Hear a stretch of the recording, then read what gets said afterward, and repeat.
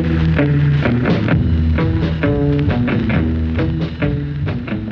my name's Ian Hawkins. You're listening to The Y Word, the programme that gets under the skin of writers, artists, business people, CEOs, all kinds of folk, basically anyone who's changed the world, and finds out why they do what they do. Coming up in today's show, you're going to hear this. My brother would say things like, I appeared before the law lords today. And I'd say, well, congratulations, Governor. Very good that you appeared before the law lords. I appeared before the law lords as well, but I was talking to them about curtains and carpets. Architecture doesn't work. And architecture doesn't work for so many people. From my point of view, the reason the system doesn't work is because there are too many people with the same mindset, background, way of thinking, doing a job which is the making of an environment for every single person in the world. The hierarchy in the construction industry has a way of reinventing itself. My job, and the job for people like me, is when the gatekeepers do open the door and let you in, is to make sure that gate stays open. Today's guest is Elsie Owusu, who is a Ghana-born British architect, a founding member and the first chair of the Society of Black Architects. She also co-led the refurbishment of the Supreme Court of the United Kingdom and worked on the Green Park Tube Station.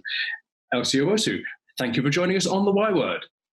Thank you. Thanks for inviting me in. It's a huge pleasure. Now, one of my fun things that I love to do is wandering around, looking at horrible buildings and being rude about them. As an architect, do you do that, or can you see the beauty in everything? As an architect, you have a blessing and a curse. The blessing is that you have a whole world to look at and interrogate and make comments about. So you have a running commentary, whether alone or in company, constantly. Whether it's thinking how old that building is, or good grief, what was he thinking when he put that into the world? Yeah, so there's a constant dialogue with yourself and with other people about architecture, the world, the built environment, which is great. It's a lovely thing. But the other side of it is walking into somebody's house who's kindly invited you for dinner and having that sort of sharp intake of breath as you think, good God, what were they thinking when they put that purple next to the yellow? And saying, oh, thank you so much for inviting me. Elsie, I must ask, because my idea of an architect, and because I don't know, so perhaps you can tell me, my idea of an architect is very technology driven. So you've got to know what all the materials do, what their load bearing is and all that. But does it also come down to don't put that colour next to that colour as well? I mean, how deep do you go into the design? Well, the technology stuff is really, really important, but my view of architects is as a conductor of an orchestra. So, the worst thing a conductor can do is to grab the violin from the lead violinist and teach them how to play. You kind of assume that, members of your team or the orchestra are incredibly competent in what they do. Otherwise, they wouldn't be there. So the engineer, the structural engineer, the mechanical and electrical engineer, all the way up or down, whichever way you look at it, to the plumbers and the electricians, everybody on an important building or even a small building is incredibly competent at what they do, and you respect that. And then your role is to, as somebody said, have a stick and wave it in the air and, make the magic happen. So that I think is what an architect does. I mean, you have to understand all the technicalities, otherwise you wouldn't be able to put a building together or recognize when a building is going the right way or the wrong way or becoming what you consider to be a thing of beauty. I always think of it being such a big project that if something goes wrong, then what does it take to put it right? Can it be put right? It depends what you call going wrong. I remember Orson Welles saying that a great piece of art is a result of a series of happy accidents. The main thing is to keep the ship on course, if you like. So, things will go wrong and things will tack to the left and tack to the right. But if things do go wrong in a major way, then you revert to the contract. People know about it and everybody has to learn it. But actually, you don't refer to it in detail unless things do go wrong. And when things do go wrong, you have the contract as a backstop. If things do go dramatically pear-shaped, then my learned friends step in, and then everybody stops work and it costs the client a massive amount of money. So the process is making any big piece of art involves lots and lots of people. With architecture, huge numbers of egos, because, everybody thinks they are the diva, a prima donna, and everybody wants to sing the main aria. So I think a lot of work as an architect on a project, if you're the lead architect, is not only understanding the score, understanding the design of the building, being sympathetic to the needs of the client, but also managing the dynamic of a team and the sensitivities, the emotional and psychological sensitivities of the team. So it's a really, really interesting job. It sounds it. We're going to come on to my learned friends in a bit, but first of all, I just want to ask you, what is it that would attract you to a project? Would it be the team, or would it be the prestige of it? What would bring you in? Or perhaps a better way of putting that is, what would make you say yes to something? Well, to be frank, I say yes to almost everything I'm asked to do. Thank you for joining us today. And fortunately, the wonderful document, which is the RIBA plan of work, the RIBA plan of work, which has 7 very distinct stages, allows you several get-out clauses. So at the end of stage 1, you will have had the time to talk to the client, to understand the scope of the work, and to be able to say, actually, thank you very much for inviting me, but I think I know somebody who will be absolutely perfect for this job. And you don't necessarily say, that's not me, but you do say, can I introduce you to somebody who will be absolutely perfect for this job? Because you'll have got under the skin of the project and begun to understand it. Okay, so let's take a project like the Supreme Court, which I walk past quite often, and I thought it was really old, but it's not. It's only 1913-ish. So that's right. Yeah. So what were the challenges of going into a building like that? Because it's very, from the outside, looks incredibly ornate and intimidating. What was your brief, and how did you approach it? Well, that was the intention. So the building is doing its job. It is a mock medieval building. So the regalia and the emblems and the paraphernalia were all sort of made up in 1913. I think it's a lovely building because it tells a story of ambition and aspiration and, in a way, self-belief. And when I started working on the project, and I was told by the managing partner, take your time, Elsie, do, find your feet, just understand the practice and meet the people.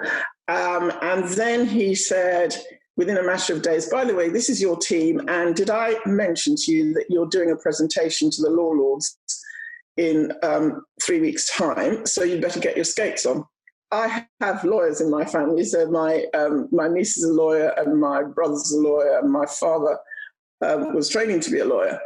My brother would say things like, I appeared before the law lords today. And I'd say, well, congratulations, Cramner.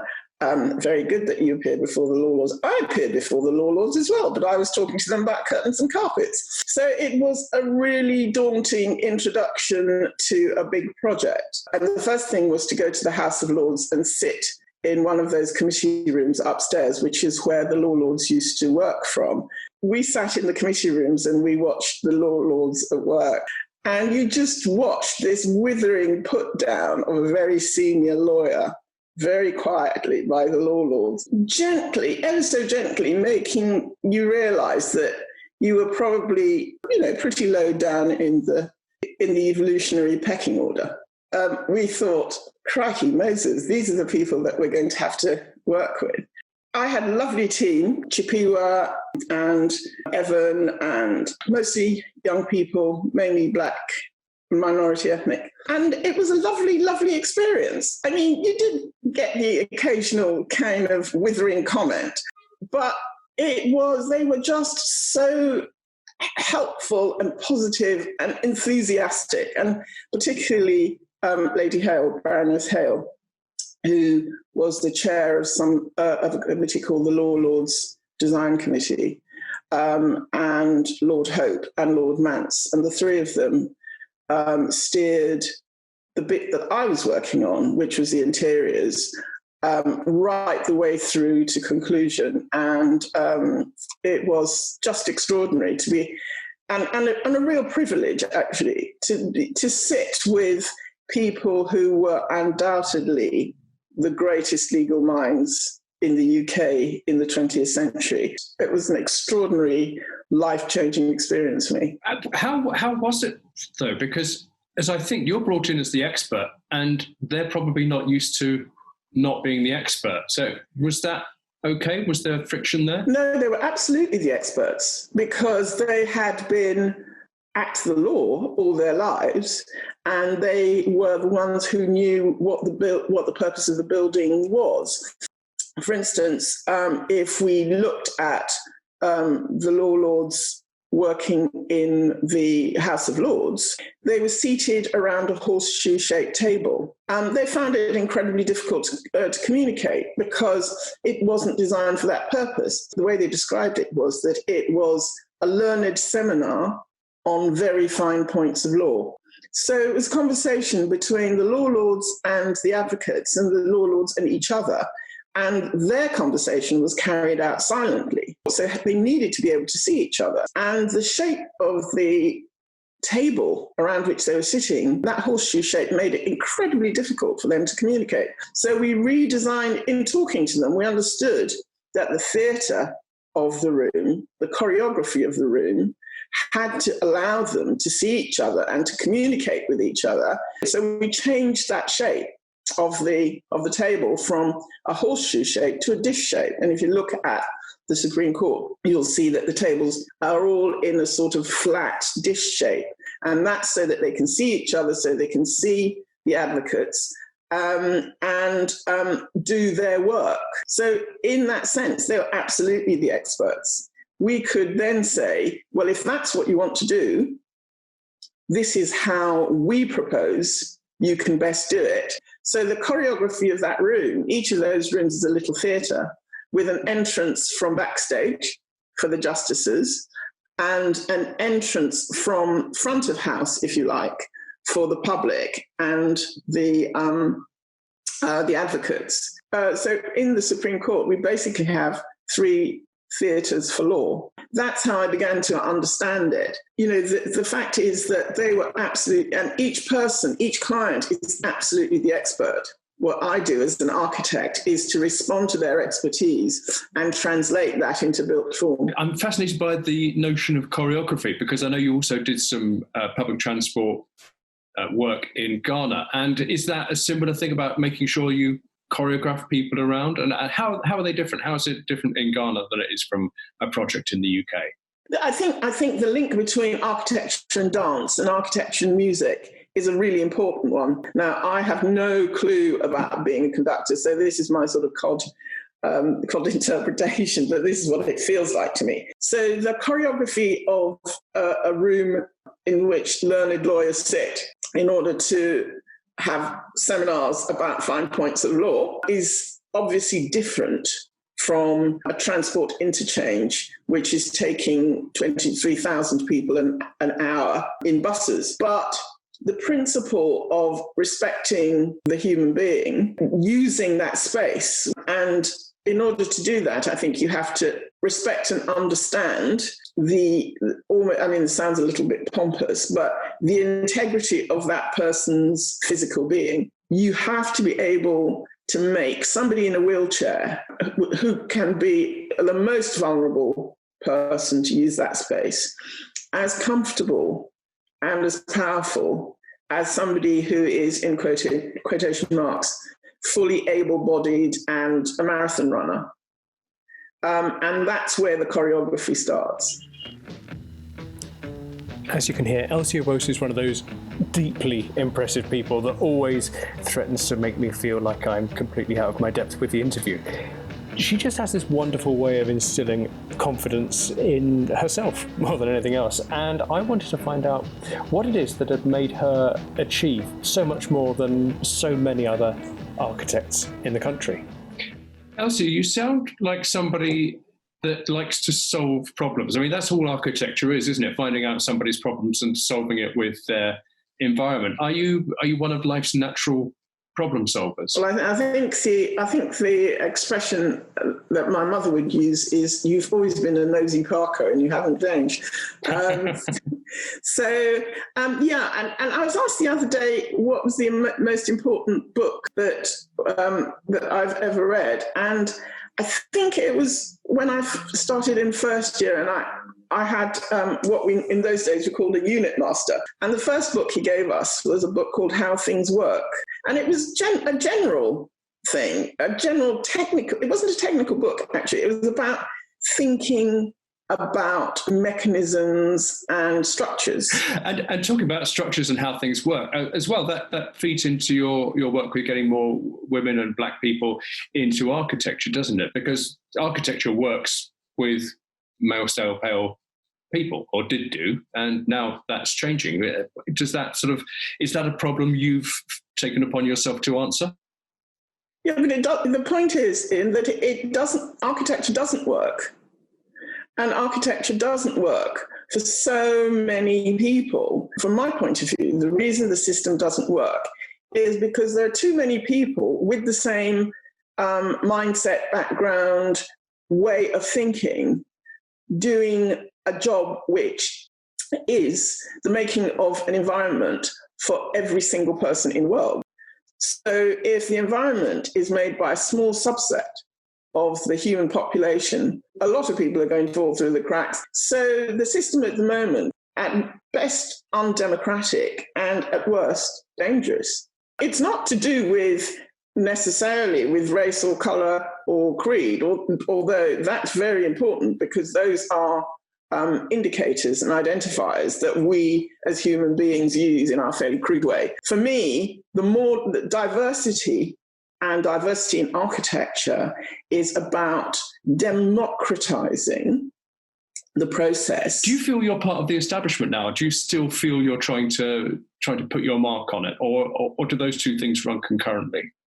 I think architecture is a privilege, and being an architect not only is a privilege, but you are part of a very privileged group of people who can make a difference. The point that I make about this is that if young people are donating 7 years of their precious lives in order to learn to do this magic, and then 90% of them, or more than 90% of them, who are Black and minority ethnic background and cultures, are then excluded from using those talents and skills, which the state has paid for at vast expense, which they have sacrificed and their families have sacrificed. That has got to be the most appalling waste of time and energy and resource, and also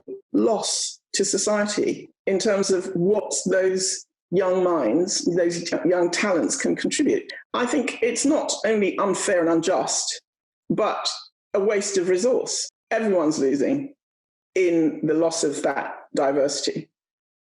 And do you think social mobility is getting better or worse? I think it's getting better for some people. But I think that, and I'm going to talk about construction now because that's what I know best. So I think that for some people it's getting better. The hierarchy in the construction industry has a way of reinventing itself. My job, and the job for people like me, is when the gatekeepers do open the door and let you in, is to make sure that gate stays open. it's a job of a lifetime, really. It's not something that you can do and move on. Yeah, I don't think it's any coincidence that the Black Lives Matter thing peaked just as we were all suddenly realizing this great leveler of COVID. And I see those two things as actually feeding into each other, in a quite obvious way. Do you feel that? I do. Yes, I do. For me, it's a wait and see, because we have had moments in the 60s. We have had great catalysts of action, political action, before. And just as human beings are incredibly inventive and creative in doing positive things, human beings are also quite forgetful. And so I think that it is possible that there will be pushback and that we will forget 2020 and that George Floyd will become, I hope this isn't the case, but my concern is that George Floyd becomes another martyr in the pantheon of martyrs. I hope I'm wrong, but that's really my concern. I hope you're wrong too. My last question is about, it's the dinner party game, but it's a business lunch. That's my twist on it. You can have anybody you like from anywhere, alive, dead, fictional. Elsie, who is your business lunch guest? So my business lunch invite would be sent to the great Calypsonian, Lord Kitchener. And it's not General the Lord Kitchener. It's Lord Kitchener who sang, if you remember when the Windrush arrived, there is a lovely piece of footage of somebody singing, "London is the place for me." And that was Lord Kitchener, who was the Calypsonian, to end all Calypsonians. And he is, the reason I would love to have lunch with him is not only because I think it would be an uproarious lunch and great fun, but to me, he's the symbol of empire and resilience, and the history of how art and music is a transformative influence, and which I think is absolutely the bedrock, if you'll excuse the pun, for architecture and art and all the good things that I think we can be responsible for. Elsie Owusu, thank you very much for joining us on The Y Word. Thank you. It's been a real pleasure. Thank you. It really has. Thank you. Thanks to Elsie Owusu, and thanks to you, dear listener, for your time and your attention. I appreciate they are both at a premium. If you've enjoyed the show, please do forward it on to other people who might enjoy it. Hit the subscribe button. Go back through the archive. There's tons of stuff back there, all kinds of interesting people. There's bound to be something else that you like the sound of. You can also find me on LinkedIn. Get in touch there. We'll have a proper catch-up and a real chat, hey? You've been listening to The Y Word with Ian Hawkins, a TBD Media Group production. Have a great time. Till the next time.